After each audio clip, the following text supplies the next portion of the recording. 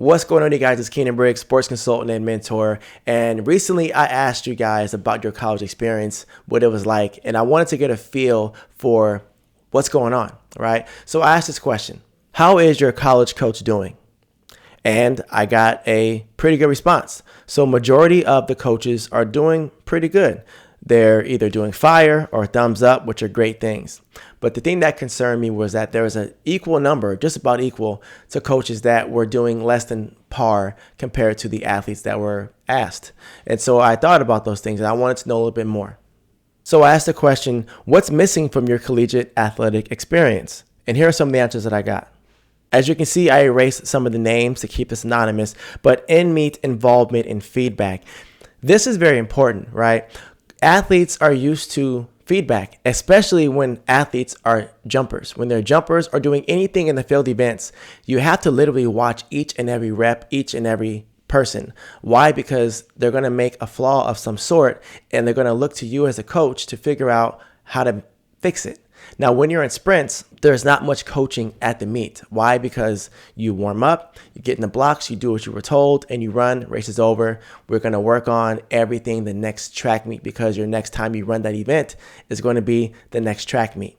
So in-person live feedback is very important for the jumps, and it seems like athletes are missing those things. Expertise falls under the whole umbrella of coaching, basically just knowing what you're talking about.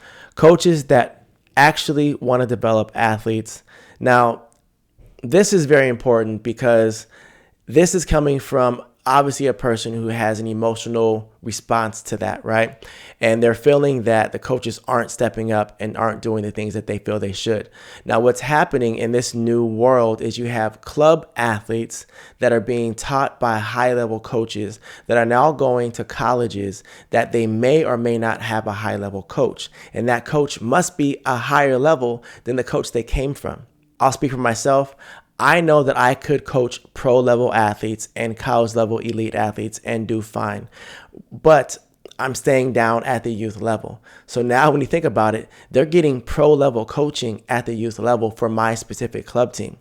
So if you're not at that level, these kids are going to have a certain type of response. Why? Because they can compare their high school and club coach now to you. And if they're not getting that level of coaching, it's an issue. So when you have athletes on your team that came out of a club, it may or may not be a challenge as the coach. Why? Because these kids are expecting a certain level of service. And even if they're not coming from one of the best coaches, the issue now is these kids have been spoiled. They've been treated a certain way, and now they're expecting to be treated the same way or a similar way. Favoritism because our coach spends more time with certain athletes. Now, I'm going to respond for the coaches on this one, and it's yes, coaches are going to spend more time with the athletes that require more coaching. Here's an example that I say to my athletes that feel this exact same way. If I have an athlete that writes down his or her goal and their goal is to be a national champion, and I have another athlete, their goal is to get a six-pack and get faster. One requires more time. I can easily write a workout and say, do abs, eat healthy, you're going to get a six-pack. If you want to get faster, here are 4 different drills you can do to get faster and improve your speed. That can all be done technically in 4 to 6 weeks.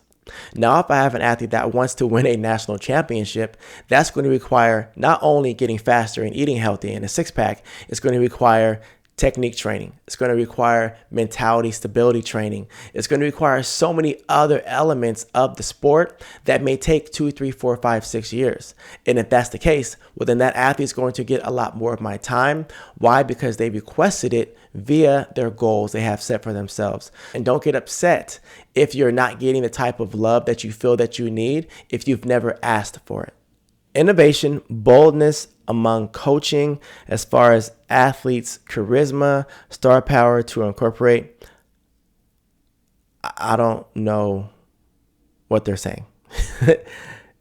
I'm guessing innovation and boldness among coaching is basically just being creative. I guess this falls under knowledgeable coaches or expertise, just being able to apply some specific drills or ways to approach coaching. I'm just going to leave it at that. The facilities that would enable us to get the most out of our training every day. So this is important.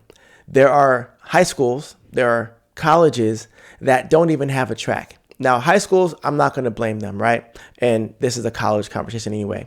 So the colleges, there are schools out there that reach out to me that say, hey, we're looking to recruit one of your athletes or a couple of your athletes. And the athletes tell me they don't have a track, right? And I'm just like, yeah. So if their goal is to go pro or to, do really well in the sport and they don't even have a jump coach or they don't have a track to run on, the athletes are discouraged because of that. And if you're not able to put the money into that sport, then the kids can see right through it and they're not really interested in it. So making sure that if you're going to have a great, well-built facility, you're going to then have athletes that want to come to your school simply because you have all the bells and whistles. If you're a great program and don't have the amenities, then you're a great program still. A close relationship with my coach, but that'll probably come in more time.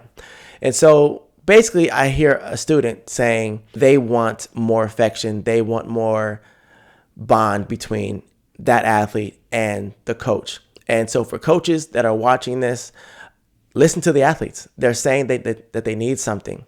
Many times at the Pac-5 school level, these coaches are so solution-based and looking for specific number tangible goals that they're missing that the athletes are also people. Then I've also had athletes that at these Pac-5 schools that are telling me that they just don't feel like they're a person. They feel like they're just a stat or a number. And if they don't do well, they're off the team. And now they're scared and they don't feel like a person. So for the athlete, the biggest thing is when you're going through your recruiting process, make sure you're interviewing your coach, understanding what type of coach he or she is and what they can offer you as a person and athlete. And for the coaches, the biggest thing I'm going to say is just make sure that you're asking the athletes how they're doing, getting to know them outside of the track. I had the luxury of this as a club coach simply because I'm with them from youth all the way through high school. So a lot of them feel like family. They tell me almost everything, and that's great, right? So now if they're coming from a club, they're expecting a certain type of experience. And just make sure that you as a coach understand what they need and you can see if you can provide that as a coach. And to keep things more positive, I asked the question, what do you love about your college athletic experience? And here are some of the responses. Friends, improving every day, the teammate bonding, competitions, learning. Another person said, getting to continue to do what I love and compete at a high level. And they also put my teammates and my competition. So these are all great things. I want to get the athletes from this what's missing negative mindset to these are the things that I have and that I'm grateful for. So it's good hearing those things. So coaches that are out there, great job, because these athletes seem like they're very happy and they're enjoying their process. Now, here's one of the questions that I asked. I wanted to get a completely honest response, and I did get a completely honest response. If you could rewind life, would you choose the same college?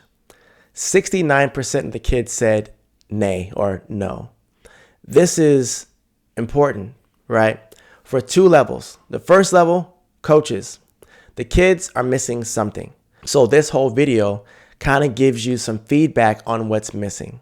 And for the athletes, take your time in your decision making. There are so many kids out there that say they got into this school that no one knows of, but it's pretty cool and I like everything about it.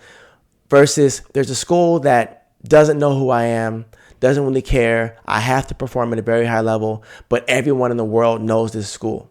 Well, the issue is you get to decide which one gives you what you need.